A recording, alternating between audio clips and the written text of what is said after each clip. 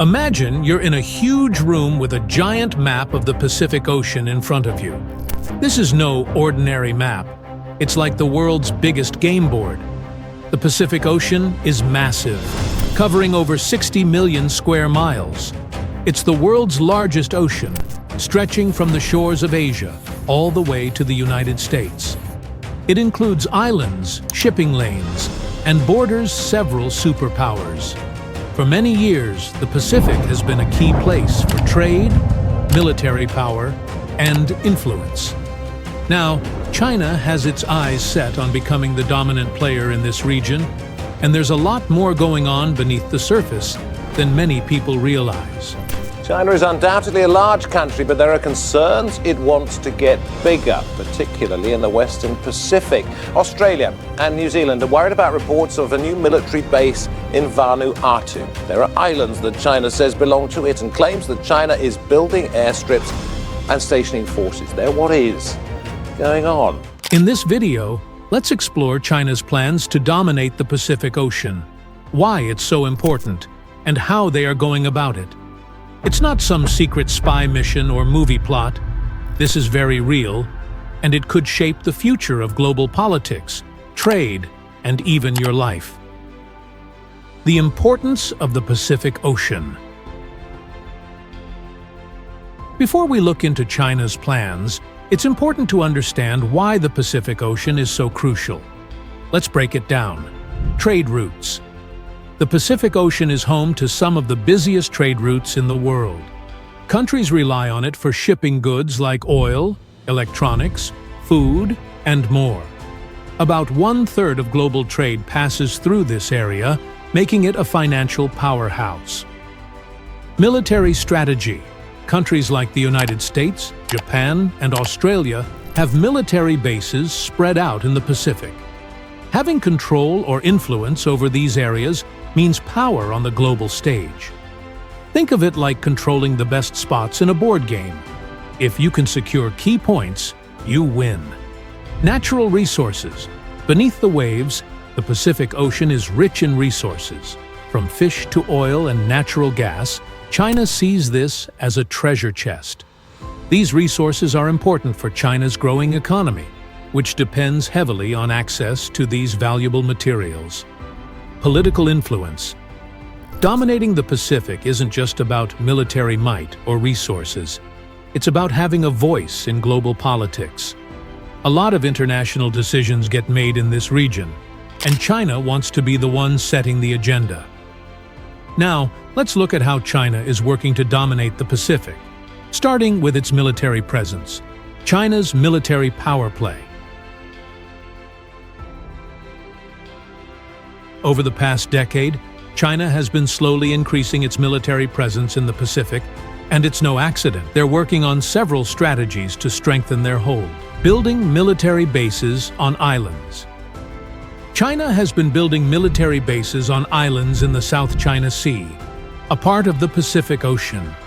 These islands are part of disputed territories, with countries like the Philippines, Vietnam, and Malaysia also claiming them. China has turned some of these islands into military fortresses, complete with runways for fighter jets, radar systems, and weapons. Why is this important? Well, by controlling these islands, China can control key shipping lanes. They can monitor traffic, gather intelligence, and even block other countries from passing through. It's like having your own personal checkpoint in the middle of a busy street. You control who comes and goes. 2.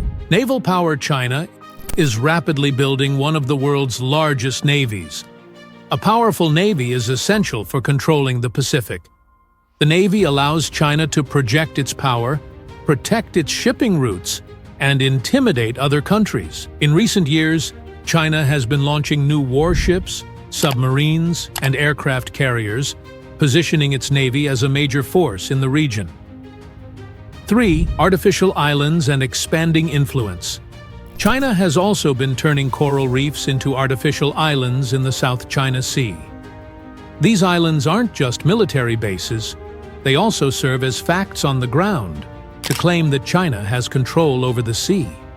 The more islands they have, the more they can say, This area is ours, and the more control they have, the less other countries can do about it.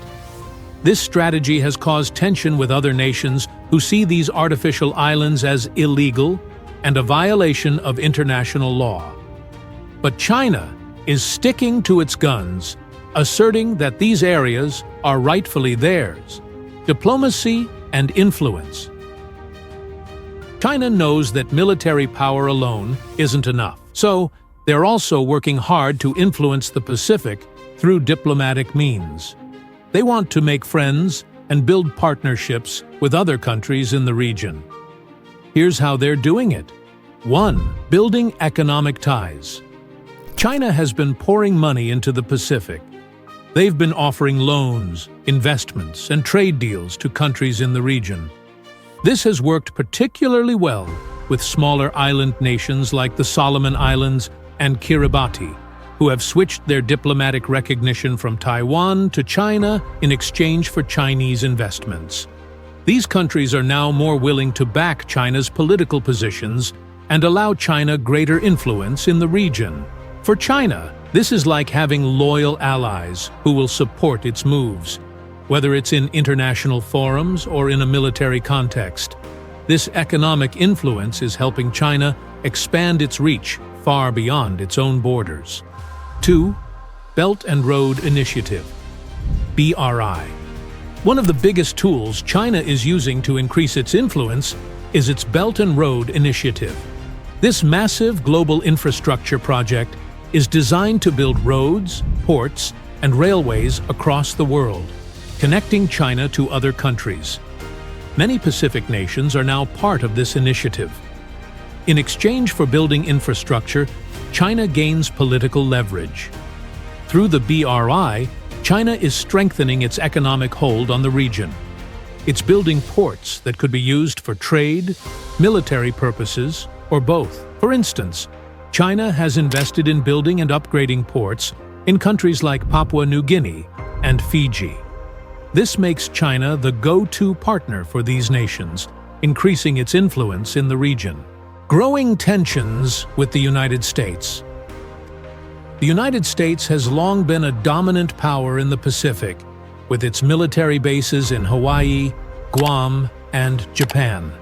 But as China's presence in the region grows, tensions between the US and China have risen. Both countries are competing for influence in the Pacific, and this is leading to a kind of Cold War situation in the region. 1. The US response. The United States isn't sitting idly by as China expands its influence.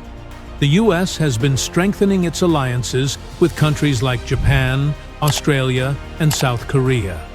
These nations are working together to counterbalance China's growing power in the Pacific.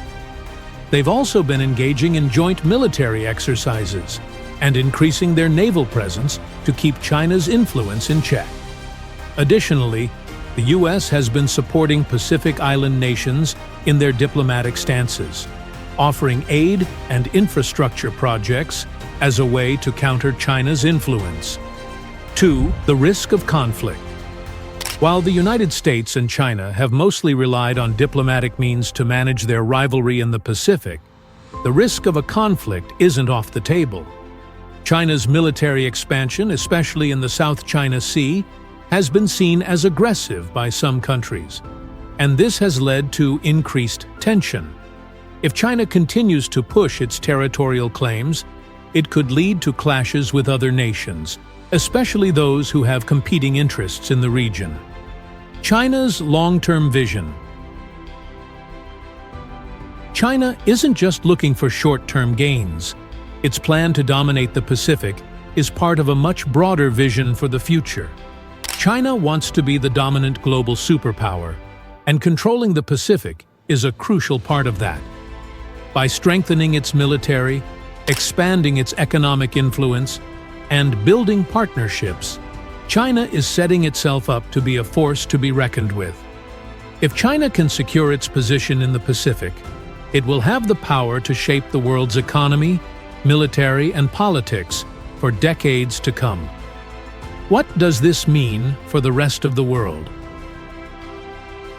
The rise of China as a dominant force in the Pacific will affect everyone, not just countries in the region. Here's why. Trade and economics. China controls a significant amount of global trade. If China dominates the Pacific, it could control vital shipping lanes, impacting the flow of goods worldwide. Security and military. China's military buildup could force other countries, especially the United States, to reconsider their own defense strategies. There may be an arms race or increased military presence in the region. Geopolitical power.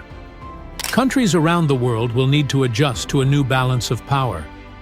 Nations may have to choose sides, and alliances could shift as China's influence grows. China's secret plan to dominate the Pacific Ocean is much more than just a military campaign. It's a carefully thought-out strategy that involves building economic ties, strengthening its military presence, and using diplomatic influence to reshape the region. With its eye on global superpower status, China is making moves that could change the balance of power in the world. For the United States and its allies, this means adapting to a new reality where China is a central player. Whether this leads to more cooperation or conflict remains to be seen. But one thing is clear: the Pacific is going to be a key battleground in the 21st century. That's China's plans to dominate the Pacific. It's clear that the stakes are high, and the moves being made now could shape global politics for years to come. What do you think about China's strategy? Share and figure out.